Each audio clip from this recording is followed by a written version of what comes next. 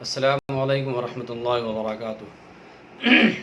اب تک اس سے پہلے کی ویڈیو میں آپ کو بتایا گیا حج کا پہلا دن اور حج کا دوسرا دن کے بارے میں، جس میں مینا میں قیام کا تذکرہ تھا اور ساتھ ہی ساتھ مینا سے پھر عرفات کے لیے روانگی کا کچھ ہلکا تذکرہ تھا۔ تو گویا کہ جب مینا سے آپ عرفات کے لیے روانہ ہوں گے اور عرفات پہنچیں گے تو عرفات میں وقوف عرفہ کرنا ہے۔ عرفات پہنچ کر کھانے وغیرہ سے فارغ ہو کر کچھ دیر آرام کر لیں، پھر زوال سے پہلے غسل کر لیں ورنہ وضو کر لیں۔ زوال ہوتے ہی وقوف عرفہ شروع کر دیں۔ شام تک کثرت کے ساتھ تلبیہ پڑھیں، تیسرا کلمہ پڑھیں، چوتھا کلمہ پڑھیں، خوب توبہ و استغفار کریں، خوب رو کر عاجزی کے ساتھ اپنے رب سے دعائیں مانگیں۔ یہ دن خوب مانگنے اور گناہ بخشوانے کا دن ہے، اسے ہرگز ضائع نہ ہونے دیں۔ حدیث میں یہ خاص دعا بھی پڑھنے کی بڑی فضیلت آئی ہے۔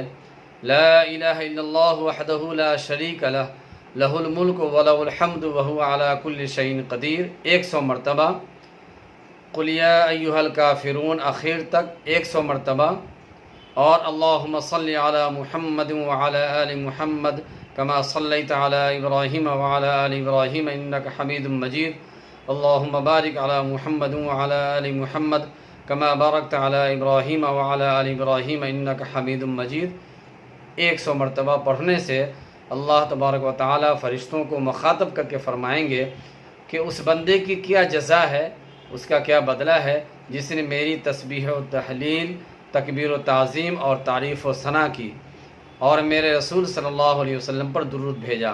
اے فرشتوں گواہ رہو کہ میں نے اس کو بخش دیا اور اس کی شفاعت قبول کی، اور اگر وہ پورے عرفات والوں کے لیے بھی شفاعت کرتا تب بھی میں اس کی دعا قبول کر لیتا۔ وقوف عرفہ کھڑے ہو کر کرنا افضل ہے اور بیٹھ کر بھی جائز ہے، سو کر بھی جائز ہے، لہذا سہولت کے مطابق کھڑے ہو کر، بیٹھ کر، سو کر، باہر دھوپ میں، چھاؤں میں یا اپنے خیمے میں ہی کہیں بھی کر سکتے ہیں۔ عرفات کے میدان میں ظہر کی نماز ظہر کے وقت میں اور عصر کی نماز عصر کے وقت میں اکیلے یا جماعت کے ساتھ اذان و اقامت کے ساتھ ادا کریں۔ اگر آپ مسجد نمرہ میں جا کر نماز پڑھتے ہیں تو پھر امام کے پیچھے جمع بین الصلاتین یعنی ظہر اور عصر ایک ساتھ پڑھیں، ورنہ اپنی جگہ پر ہی نمازیں الگ الگ وقتوں میں پڑھیں۔ یاد رہے عرفات میں جمعہ جائز نہیں ہے۔ نماز کے بعد یعنی ظہر کی نماز کے بعد شام تک رب تعالیٰ کی عظمت و کبریائی کو دل و دماغ میں بیٹھا کر خوب دعائیں مانگے اور اپنے لیے، گھر والوں اور رشتہ داروں کے لیے، قیامت تک آنے والی اپنی نسلوں کی دینداری کے لیے، خیر خواہی اور بھلائی کے لیے دعائیں مانگے، کیونکہ عرفات کی مانگی ہوئی ساری دعائیں قبول کی جاتی ہیں۔ یاد رہے وقوف عرفہ حج کا دوسرا رکن ہے اور فرض ہے۔ وقوف عرفہ ہرگز نہ چھوٹنا چاہیے، چاہے ایک لمحہ کے لیے ہی کیوں نہ ہو، مگر ضرور عرفات کے میدان میں ٹھہرنا فرض ہے، اس کو یاد رکھیں۔ بہت سے لوگ دوسروں کی دیکھا دیکھی خود ہی معلم کے اصرار پر سورج غروب ہونے سے پہلے عرفات سے نکل جاتے ہیں۔ جب عرفات کا یعنی عرفہ کا دن گزر جاتا ہے اور شام ہو جاتی ہے تو بہت سارے لوگ عرفات کے میدان سے سورج غروب ہونے سے پہلے ہی نکل جاتے ہیں۔ بہت سارے لوگوں کو دیکھ کر یا معلم اور انتظامیہ ضد کرتے ہیں نکلنے کو، تو ان کے کہنے پر نکل جاتے ہیں اور مزدلفہ روانہ ہو جاتے ہیں۔ خوب یاد رکھنا چاہیے کہ سورج غروب ہونے سے پہلے عرفات سے ہرگز نہ نکلیں، ورنہ دم دینا ہوگا۔ اگر کوئی شخص سورج غروب ہونے سے پہلے عرفات کے میدان سے نکل گیا مزدلفہ جانے کے لیے تو اس کو دم دینا لازم ہوگا، اس لیے عرفات کے میدان سے سورج غروب ہونے سے پہلے ہرگز نہ نکلیں۔ جب سورج غروب ہو گیا اور آپ عرفات سے نکل کر مزدلفہ کے لیے روانہ ہو گئے تو آگے ہے مزدلفہ روانگی اور قیام۔ سورج غروب ہونے کے بعد مزدلفہ کے لیے روانہ ہو جائیں۔ سعودی حکومت کی جانب سے مزدلفہ کے حدود شروع ہونے کی وضاحت بورڈ پر لگی ہے، لہٰذا جہاں سے مزدلفہ کے حدود شروع ہوتے ہیں اس کے اندر ہی قیام کریں۔ بعض لوگ دوسروں کی دیکھا دیکھی حدود مزدلفہ سے پہلے ہی ٹھہر جاتے ہیں۔ میں نے بھی خود دیکھا ہے کہ بہت سارے لوگ مزدلفہ شروع نہیں ہوا کہ راستے میں ٹھہرے ہوئے ہیں، لہٰذا ان لوگوں کو دیکھ کر دھوکہ نہ کھائیں، ورنہ مزدلفہ میں آپ نہ پہنچ پائیں گے اور وقوف مزدلفہ نہ ہونے کی بنا پر دم واجب ہوگا۔ اس لیے خاص طور سے جہاں مزدلفہ کے حدود شروع ہوتے ہیں اس حدود کے اندر جا کر کے آپ ٹھہریں۔ مزدلفہ میں جہاں چاہیں قیام کریں، مگر مشعر حرام کے قریب قیام کرنا افضل ہے، یعنی ٹھہرنا افضل ہے۔ یہاں پہنچ کر وضو کر کے عشاء کے وقت میں مغرب اور عشاء دونوں کی نمازیں جماعت کے ساتھ یا اکیلے ادا کریں۔ دونوں نمازوں کو ایک ساتھ جمع کرنے کے لیے جماعت سے پڑھنا شرط نہیں ہے، بلکہ بغیر جماعت کے بھی دونوں کو جمع کر سکتے ہیں، یعنی مغرب اور عشاء۔ یعنی مغرب کو عشاء کے وقت میں ہی پڑھنا ہے، یاد رہے۔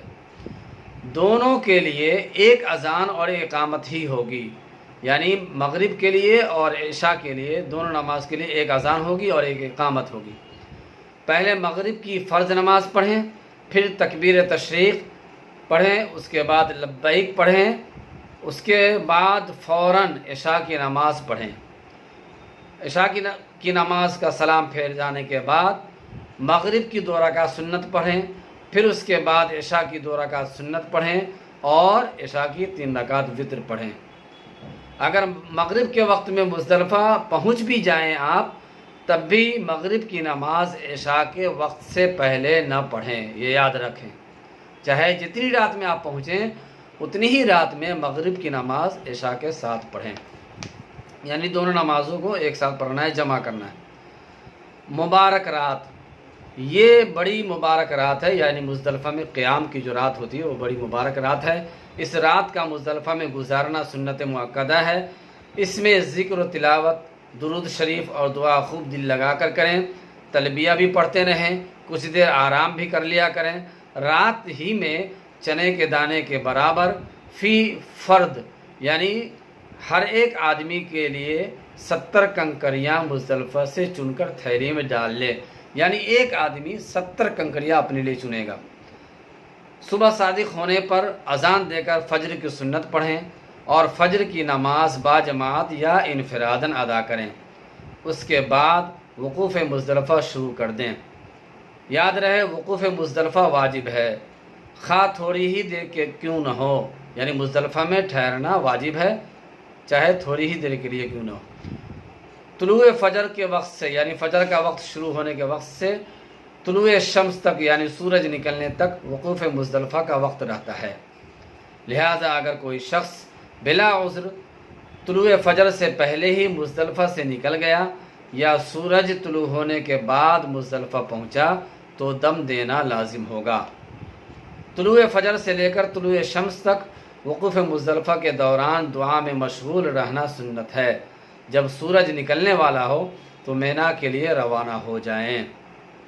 فقط والسلام۔ پھر انشاءاللہ آئندہ مینا اور جمرات کی رمی وغیرہ اور طواف زیارت کا تذکرہ ہوگا۔